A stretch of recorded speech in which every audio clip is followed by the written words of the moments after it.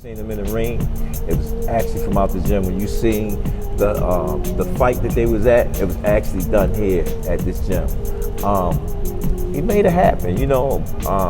That gave us that Baltimore notoriety. They used to call out the kids the Wire Boys when we went to fight.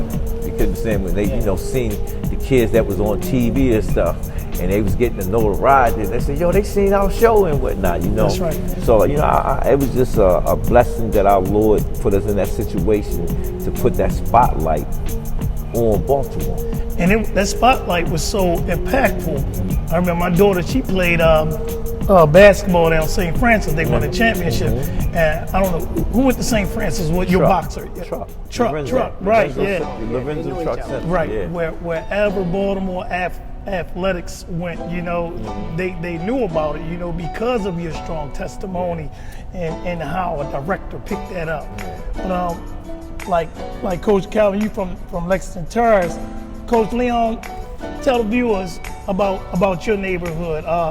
You come from Walbrook and Pulaski. Your neighborhood is known as North and P. Yeah. So it's the same. Like you said, I couldn't come up the steps until the real one say, okay, yeah, he can come up the steps. So North and Pulaski was I don't know what to call it, man. But when you want to be a part of something, they make sure you're ready to be a part of something. Man, so you like the real mentor, like the things they tell you, like, hey, you like playing with guns? Guns got 5 years, right?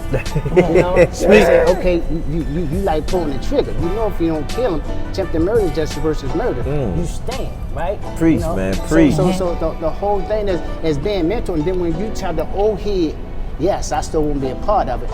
They like, yeah, he is. So the times and things is running through Norfolk Pulaski, doing things that Norfolk Pulaski Jews done. You know what I mean? Like say, he called a lot of names that's in the same circle.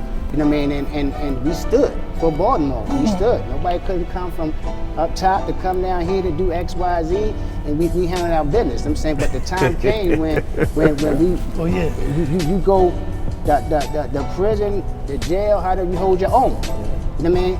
And like I said, man, this old head saved my life because I was out Hagerstown running wild, and he asked me, why you being so fitty? I'm like, what? He said, no, calm down. His name was Slim, and I'm gonna ask you about it because he was a ice man that killed the police officer on Pennsylvania Road down here. He was up there where I was, and he said, you'll wind up doing 5 or turn into 25 because you know how to bid, and you'll go home and do something more crazy. Then I said, damn, so do you want to be a career criminal? My choice now. Real dude standing in front of me tell me that how my life look. So I said, man, I gotta come home and reinvent myself. Yeah, so that's what they're not getting now. You see what I'm saying? These youngsters not getting that. They're not getting, the real side versus the glamour telling you side. something, right? When we was coming out getting money, man, you had to do something with that money. Yeah, you had to do something. You couldn't just look good, Right. I mean, I remember my mom, man, God rest her soul, man.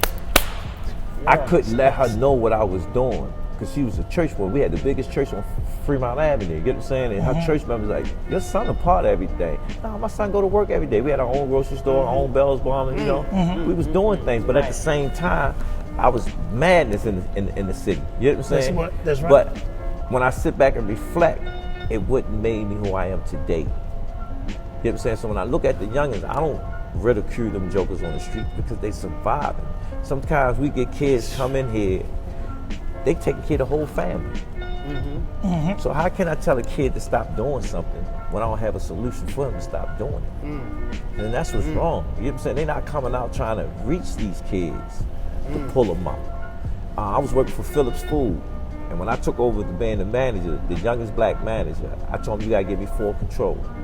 When he did that, I said, nah, we don't want to bring them up to our level. We gotta go down there and get them and bring them up to that level. We start finding supervisors, head supervisors, line leaders. You know what I'm saying? So the thing is, how I look at that concept is, the people that's in charge have to go in the jungle. You know what I'm saying? Yep. And educate them. Show them the way, and that's what the problem is, man. We're not being taught of the secrets that really belongs to us. It's a lot of criticism too, Coach Calvin and Coach Leon, because I see a lot of old heads like our age, they be like, you know, they talk down on the young people. I'd be like, but what if you were born in that era?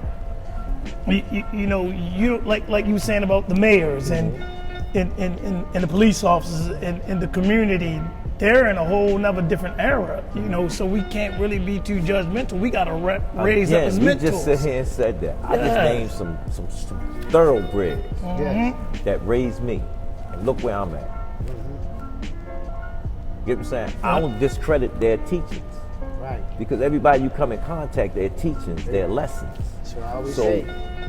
if them old heads that's getting on them youngins go out there and just snatch one, That's it. and you turn that one into something, he gonna snatch another one. Get what I'm saying? He's gonna snatch another one. You get what I'm saying? So I named 10 old heads that raised me. You get what I'm saying? That's right. So if 10 raised me and I go out there and raise another one, then another one raised another one, guess what? We start getting the army. Right. And then we get a lot of conscious men's around us now, Right. not kids. Right. That's good stuff. Right. I hear like the mothers that came out, how you powerful men honor your mother. And I'm going to come to your question, Coach Leon. You ran into some tragedy with some tough losses in your family. Would you like to elaborate briefly about the beloved one we call Sure? Just coming home, I lost my mother, brother, and nephew in a house fire. And that woman, when you spoke about your mother, man, that's like, I felt because I see myself in her. She was a humble, thorough, loving woman, right? But she didn't play when it came to hers, her kids. So the thing that happened was when one of my best friend,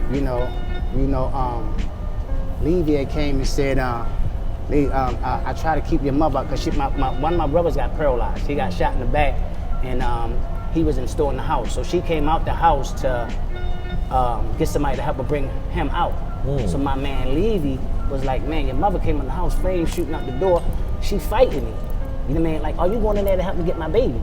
And he was like, Miss Shirley, trying to grab her. She folded and ran back in the house. Wow.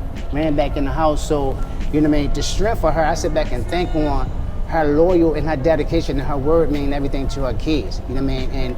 And that woman was so powerful as to see that men raised me around the way the men that you named, but my dad wasn't there, and she was the focus there, but not there. But she was the focus on, okay, stay respectful, stay loyal, stay dedicated, and the right people gonna show up in your life. You know what I mean? And to see how firm she stood and stood on that, you know what I mean? And to watch her how she died. You know what I mean? And to stay for staying loyal to her kids, saying she'll be back, I'm gonna get you help. I know that's what she said. And she came back. And the fire chief said, your mother was laid across the bed and your brother had the baby across his chest. Wow. You know what I mean? So when Levy said, I tried to keep her out, she was out the house. She was trying to get somebody to go back in and get the baby. To carry my brother that was paralyzed and to bring him out. You know, so the answer to your question, man, I'm saying she's the reason why I'm saying as my journey and my strength, and I don't complain about shit. Forget me. Because the strength of seeing her raised, you know what I mean, her 4 kids and by herself. You know what I mean? Cleaning somebody's house, working at the hotel, and that's why I was in the streets. Because you mean water getting cut off, taking all that stuff. Just like so, my thing was like I gotta come help her out. You know what I mean? And I'm the oldest. I'm the oldest grandson, the oldest grandson. I'm like, you know what I mean? So these guys saw that, oh, he's ready. Cause I'm running the store. They said, Shorty, run the store for me. You know what I mean? Keep the change. They seen how dedicated and loyal. You see what I'm saying? I did the that exact was same the move. You see what I'm saying? So when they say they got a person they can influence and he's thorough and he's standing on what he said he's going to do, I see that in my mother. I'm like, she stood on everything that she said she was going to do in my life, and that man in the firmness of it. So I gotta honor her every day that I'm alive, is to say what I mean and mean what I say. And you just don't get to this level in your life without going through something. We're still here for a reason. Yes, sir. Now when you hear people in church thanking their Lord for their testimony. Yeah. That's what it is. Yeah. But the thing is, don't thank them about it. Let's go out there and show them We gotta the demonstrate, testimony. Because yes. guess what? All of our stories twine together. Like he talked about, that's how I got on in the streets. Going to the store for the hustlers. Yeah. And their thing was, I bet he forget something. And when I ain't forget nothing, they had to give me extra what the Right. order came from. I was Exactly. 13 years old, man. I had like $2,000. Yeah, I had $2,000. You know, so when you sit back and listen to his story, and we never talked about We it. never talked about it. And it just- he never talked about nothing what Yeah. y'all was doing. Yeah, but It's- you understand what I'm Yeah. saying? It's like God, this God's work. Divine connection. Oh my God! So you that's why I said it's not my work. Yeah. It's a mission that He got us It's a mission on, that and He He's has just us giving me the right disciples to have around us, so we can push it. And from that point, where Coach Kevin was saying, like going forward with your testimony, how did that impact you after you know the tragic loss and we know Aunt Shirley and your brother and your nephew in the better, but how did it impact you and how did you it sparked your interest in boxing, Coach Leon? I was in the mind, right? Because like you said, I'm saying our past that we took, right? And we was taught that you know things, and sometimes you was cold-hearted at things and didn't care about how you done it to the next person.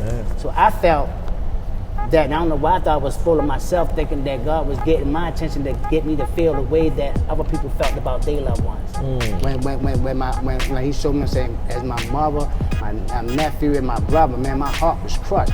No one came to save me. It wasn't no counselors, no therapy. You know, that's a tragic incident that just happened in my life. So I'm walking around Baltimore City like I was a car with no brakes.